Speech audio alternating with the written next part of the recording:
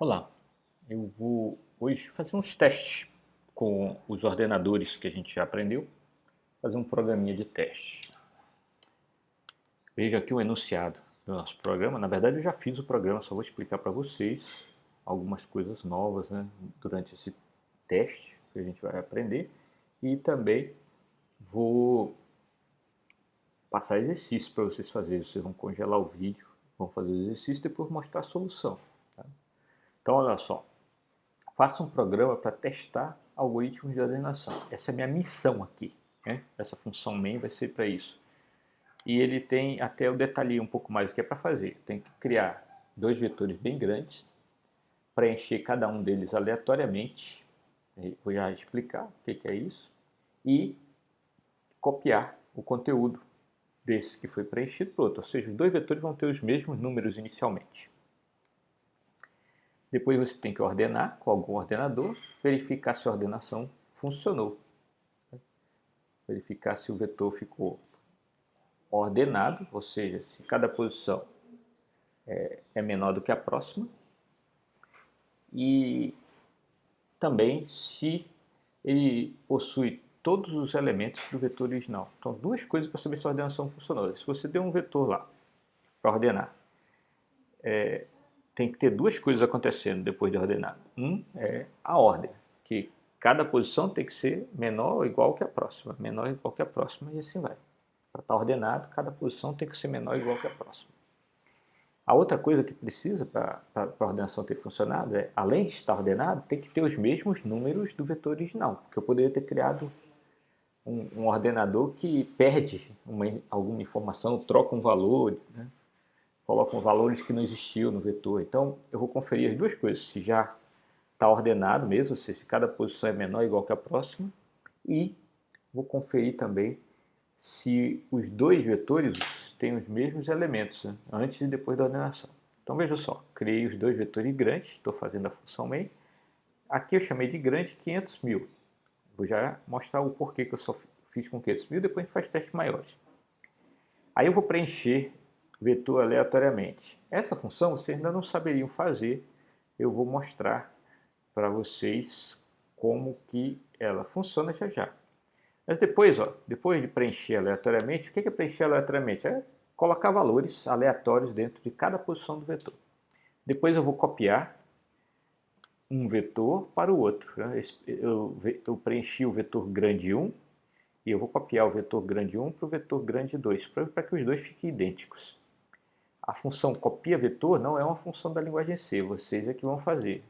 Então, primeiro exercício para vocês. Primeiro exercício para vocês, faça a copia vetor. O que é a função copia vetor? Ela recebe como parâmetro dois vetores, o vetor 1 e o 2, o primeiro e o segundo, né?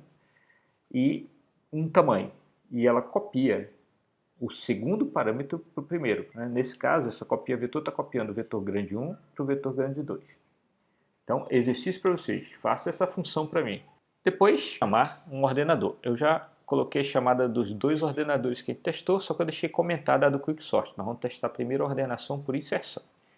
Então, eu vou chamar aquela função que a gente já aprendeu em outra aula, de ordenar por inserção, para ordenar o vetor grande 1, com 500.000 elementos. Aí, vou imprimir antes da ordenação, depois da ordenação, vou imprimir o antes e o depois, só para dizer que acabou, né?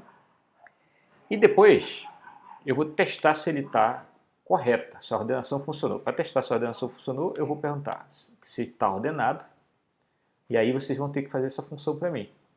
O que é a função está ordenado? Ela retorna verdadeiro se o vetor passado como parâmetro para ela está ordenado. Retorna falso em caso contrário. Então eu estou usando aqui dentro do if, está ordenado. Então se ela der verdadeiro aqui, quer dizer que o vetor está ordenado. Então vocês têm essa tarefa. Faça uma função que receba um vetor, o tamanho dele, verifique se ele está ordenado. Aí uma terceira tarefa para vocês, fazer essa outra função, que é contém mesmos elementos. O que a função contém mesmos elementos faz? Ela recebe dois vetores, assumindo que o segundo está ordenado, e aí ela vai pegar cada elemento do primeiro vetor e buscar no segundo vetor para verificar se ele existe. Né? Se todos existirem, ok, ela retorna verdadeiro. Então, ela retorna verdadeiro se todos os elementos do primeiro vetor, passado como parâmetro, existem no segundo vetor. E eu estou dando essa informação de que o segundo vetor está ordenado. Para quê? Para que você use busca binária aí dentro. Então, essa função contém mesmos elementos, eu quero que vocês implementem fazendo busca binária. Vocês vão pegar a posição 0 desse vetor aqui e vão fazer busca binária nesse vetor aqui para ver se ela existe. Aí vocês vão pegar a posição 1, fazer busca binária para ver se existe. Posição 2, fazer busca binária para ver se existe. E assim vai, até o fim. Essa seria a terceira função para vocês fazerem. Com essas 3 funções feitas, meu programa vai funcionar. E aqui eu estou dando um exemplo de como que as pessoas programam por aí. De repente, nós estamos dividindo o trabalho, eu estou fazendo o programa principal e vocês vão fazer essas funções que eu pedi.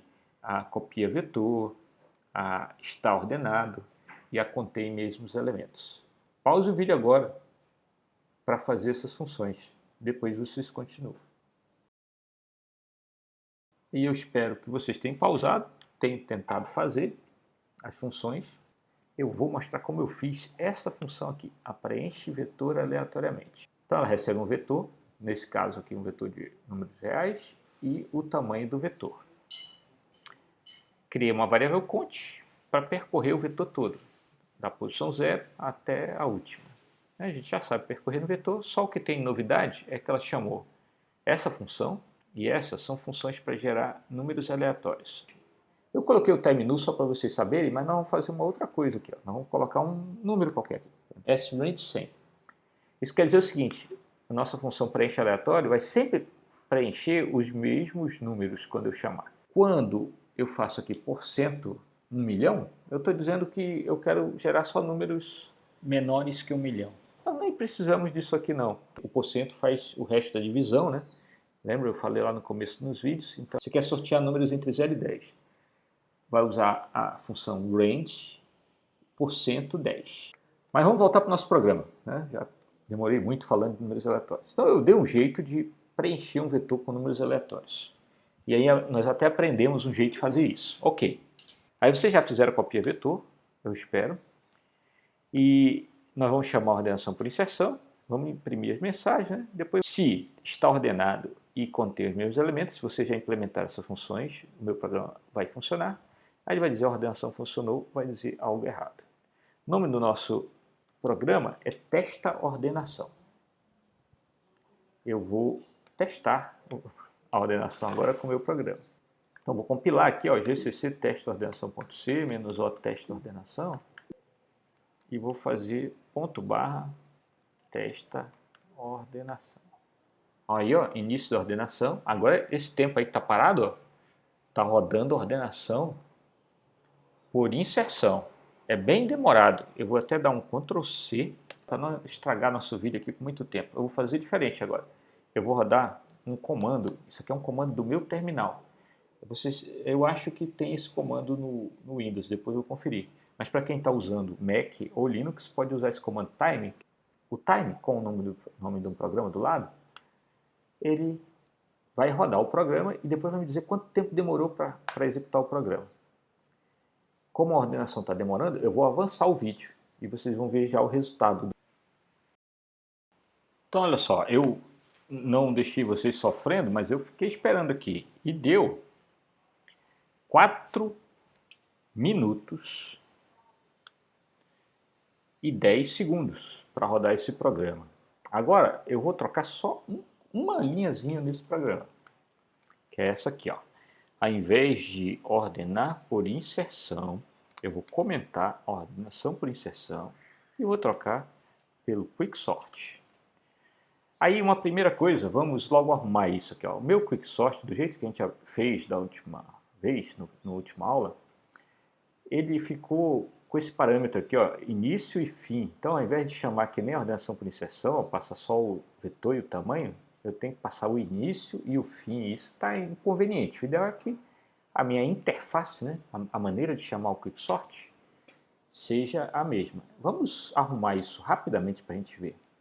Eu vou chamar meu quicksort, está aqui a minha função quicksort, a mesma da aula passada. Eu vou só mudar o nome aqui para quicksort R.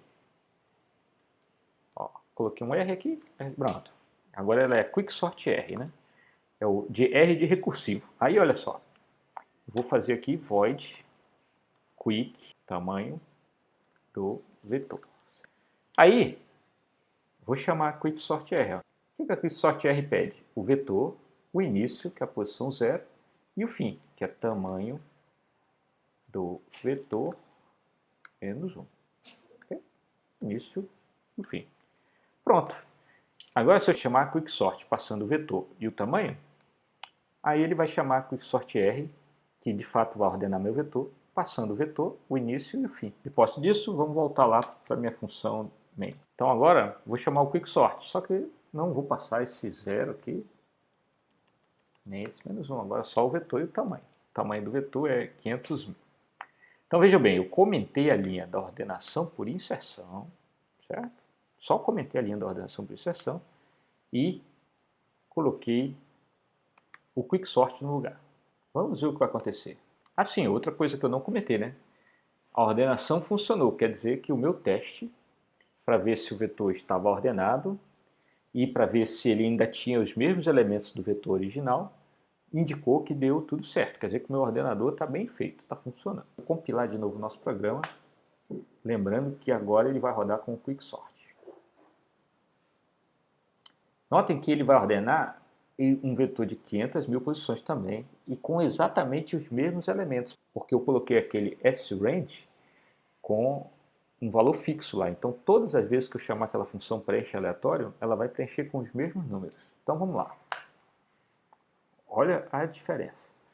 Ainda agora demorou meu programa para rodar 4 minutos e 10 segundos. Né? E agora demorou 0,376 segundos.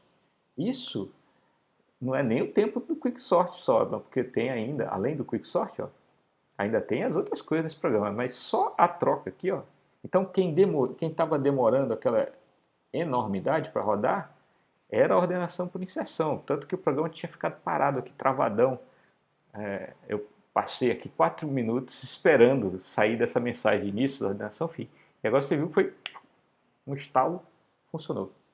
Isso é porque eu coloquei um vetor de 500.000. O vetor de 500.000 nem é um vetor tão grande assim. Vamos colocar um vetor maior. E aí eu vou aproveitar para mostrar uma coisa interessante para vocês.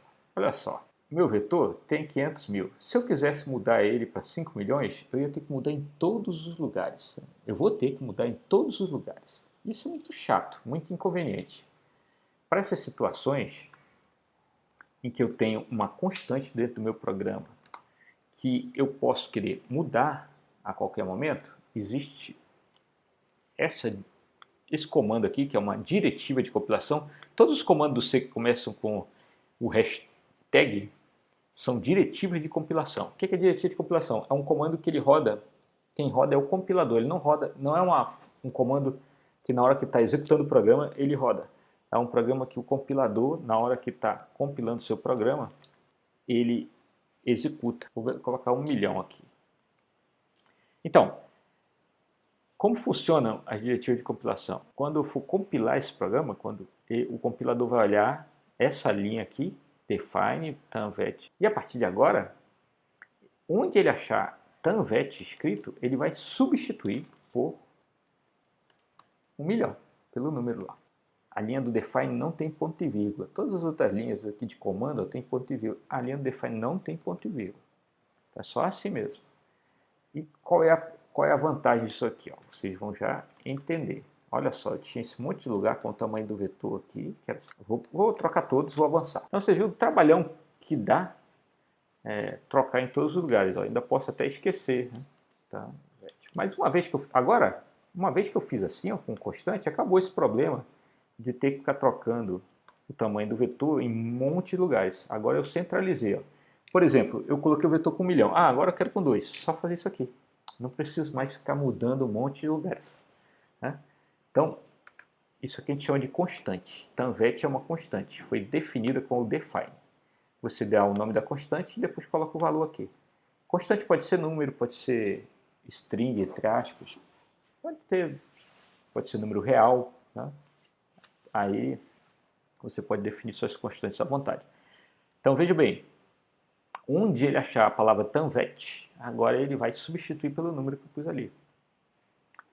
Ok? Vamos lá. Eu vou ordenar com Quicksort agora um vetor com o dobro do tamanho. Eu vou contar para vocês. Se rodou em aproximadamente 4 minutos a ordenação por inserção, eu nem vou pôr para rodar porque vai tomar muito tempo meu, mas como esse programa é quadrático, ele vai rodar em cerca de 16 minutos para um vetor de tamanho 1 milhão, se eu colocar a ordenação por inserção. Não vou colocar por isso, vou colocar só o Quicksort. Então só tomem isso como base. Se fosse a ordenação por inserção, nossa, ia tomar cerca de 16 minutos. E olha, vamos ver o que vai acontecer com o Quicksort. 0.7, né? Então vejam como foi bom, né? Tocar ordenação por inserção com Quicksort. Aí, depois que um aluno vê isso, ele se forma, aí pensa assim, só uso Quicksort, porque é quick, é rápido, né? Mas não é assim. Lembrem sempre, tem situações onde a ordenação por inserção é muito mais rápida, até do que o Quicksort. Isso depende do que você está ordenando. Nesse exemplo aqui, eu estou ordenando um vetor de números gerados aleatoriamente. Volto a dizer, é muito comum em situações aí do mundo real, quando o programador está trabalhando, dele precisar ordenar um vetor que já estava ordenado, só precisou mexer uma coisa em outra. Então, não descartem para sempre a ordenação por inserção só porque esse teste mostrou que ele é bem pior. Mas ele é bem pior que o Quicksort em muitos cenários. Por isso o Quicksort é o ordenador mais usado.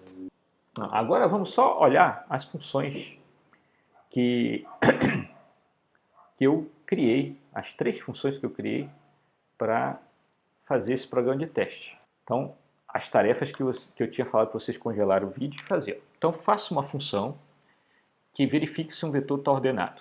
Se alguém me pedir isso, está aqui, ó, a função. Vetor, o tamanho. Então, tem que saber qual é o vetor, qual é o tamanho dele. Eu vou fazer aqui um for para passar no vetor, só que ao invés de ir até a última posição, eu vou até a penúltima. Coloquei n-1 aqui para ir até a penúltima.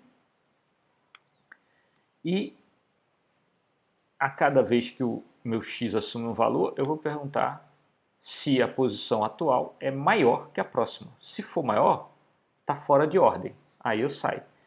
Se passar no vetor todo, testando, né? Posição 0 é maior que a 1? Não. Posição 1 é maior que a 2? Não. Posição 2 é maior que a 3? Não. E assim vai.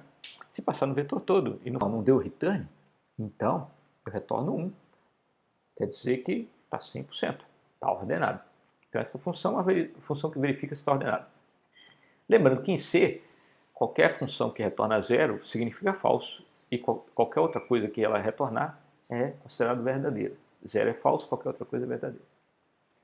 Vamos para outra função que eu pedi. Eu pedi uma função que verifica se 2 vetores contêm os mesmos elementos. Ela assumindo que o segundo vetor está ordenado. Já até coloquei aqui, ó, busca cada elemento do vetor 1 no vetor 2, assumindo que o vetor 2 está ordenado. Aí eu fiz aqui, ó, passar no vetor todo, né? Eu dei Ctrl+C, Ctrl+V, tinha deixado só até a penúltima posição. Mas só, passar no vetor todo, da posição 0 até o fim. E para cada elemento do vetor 1, eu vou buscá-lo no vetor 2. Como? Vou usar a busca binária. Ó. Busca binária no vetor 2, porque o vetor 2 eu estou assumindo que ele está ordenado. Então eu vou fazer uma busca nesse vetor 2, vou passar o n, que é o tamanho, e vou passar quem que eu quero buscar. Ó. Quando o x for 0, eu vou buscar o vet de 0. Então eu vou ver se o vet de 0 está no vetor 2. Depois eu vou ver se o vet de 1 está no vetor 2. Vet de 2 está no vetor 2. Assim vai. Se algum deles der que não existe no vetor, eu vou retornar 0, dizendo que eles não contêm os mesmos elementos. Nota que eu não estou perguntando se eles são idênticos na ordem e tudo. Eu estou perguntando se cada elemento do vetor 1 existe no vetor 2. Se cada elemento do vetor 1 existe no vetor 2. Se eu encontrar cada elemento do vetor 1 no vetor 2, sabendo que eles têm o mesmo tamanho, com certeza eles têm os mesmos elementos, mesmo que estejam em ordens distintas. Então essas duas funções nós estamos usando como base para testar se um vetor, se o ordenador funcionou. Se o ordenador funcionou, ele tem que, preservar os mesmos elementos do vetor original, ou seja, no final os dois vetores ainda têm que ter os mesmos elementos, só mudou a ordem. E aqui eu vejo se mudou a ordem, aqui eu vejo se ele preservou os elementos. E então nós fizemos um testador para o nosso código. Isso é muito comum em programação. Você faz um programa e quer fazer alguma função de teste. Tem até uma disciplina onde você estuda isso, isso é uma área de pesquisa, teste de software. Vocês vão aprender aí em outras disciplinas para frente. Bom, eu também precisei de uma função para copiar vetor. Está aqui a função para copiar vetor. Ela pega o segundo parâmetro, que eu chamei de origem, e copia para o primeiro, que é o destino. Então ela copia o segundo vetor para o primeiro. Foi o que eu pedi lá no programa principal. É simplesmente um for, passando o vetor todo e fazendo isso aqui. Se você não conseguiu fazer os exercícios que eu pedi, estão aqui. Quanto tempo para uma pessoa que está aprendendo a programar pela primeira vez, quanto tempo que levaria para ter feito essas 3 funções? Você podia ter passado um dia, para mim não é problema. Contanto que você tenha conseguido, fantástico. Professor, não consegui. Não consegui, não tem problema. Agora você vai se dedicar a entender como eu fiz, porque por meio de exemplos de solução, praticando, você aprendendo os fundamentos e praticando, vendo soluções, cada exemplos e mais exemplos de soluções, você vai aprendendo a resolver problemas também, tá? Então, e é treino, exercício. Isso é que nem aula de cálculo, né? Você vai fazer aula de cálculo 1, aí o professor ensina a derivada, integral, só que regra da cadeia, não sei o quê. Aí, se você não resolver um monte de exercícios, você não vai conseguir fazer. Na hora de fazer a prova, você não vai ter prática para fazer, você não vai ter dificuldade. Então é praticar. Para quem não sabe o que é cálculo, vamos voltar mais um pouquinho. Você está aprendendo a resolver equações de segundo grau. Tem que praticar. Expressões algébricas. Está aprendendo a avaliar expressões algébricas lá no 7º, 8º ano, né, do ensino fundamental. Aí, se você assistir a aula de expressão algébrica, o professor dá um exemplo, acabou, você nunca mais olha, você dificilmente vai ficar craque em resolver equação algébrica. Você precisa de muita prática. Quanto mais pratica, mais rápido você vai resolver as expressões que vão aparecer na sua frente. Quanto mais você pratica, também mais você vai detectar situações onde você se atrapalha e vai corrigi-las. Mesma coisa na programação. Quanto mais você praticar, melhor. Por isso, eu vou passar uma lista de exercícios gigantesca para vocês resolverem na disciplina. Gigantesca, exagero. Uma lista para praticar bastante. Aí nessa lista você vai tentar resolver cada questão, você vai ter seu tempo para resolver e tudo. As nossas provas são 4, 5 questões, nesse estilo aqui, olha, isso aqui poderia ser 3 questões de prova. Aí sim, você já tem que estar craque no dia da prova, porque eu vou pedir para fazer, vai ser no papel, não vai ter computador, você vai escrever o código, vai ter que conferir se está tudo ok e entregar a prova para mim em 2 horas. Você vai ter 4, 5 questões para resolver em 2 horas, com problemas de lógica, com funções desse tipo para resolver. Ok, temos agora aqui, nós aprendemos uma coisa nova nesse vídeo, que é definição de constante, muito bom. Nós vimos um exemplo de como preencher vetores aleatoriamente e eu passei exercício para vocês, espero que vocês tenham conseguido. Também foi legal aqui para a gente mostrar funções que a gente está criando sendo usadas com algum propósito, né? Aqui com o propósito de testar se um vetor foi ordenado ou não. Detalhe importante, eu defini os meus vetores grandes como estáticos. Vocês já devem saber essa altura, mas se vocês não lembram, é porque se eu defino como estático, eles não vão para a pilha. Tá? Se eu tirar essa palavra static, dependendo do tamanho do vetor que eu vou criar, pode ser que dê um overflow na pilha, ou seja, a pilha enche. E aí meu programa vai receber um segfault, vai quebrar. Por isso eu criei os meus vetores como estáticos. Tem outro jeito de criar vetores grandes, que ainda vamos ver. Aí você vai criar no heap. Né? Então você pode criar vetor grande estático, que ele fica naquela área de variáveis estáticas, globais e estáticas. Você pode criar ele como variável local, isso é péssimo, porque ele vai estourar a pilha, quase certo em algum momento. E você pode criar num terceiro jeito que a gente ainda vai aprender. Por hoje é só, nós fizemos um vídeo bem bacaninha aqui de teste de ordenador. O próximo vídeo vai continuar nesse mesmo código, nós vamos ver um jeito de tornar o nosso Quicksort ainda mais rápido do que ele já está.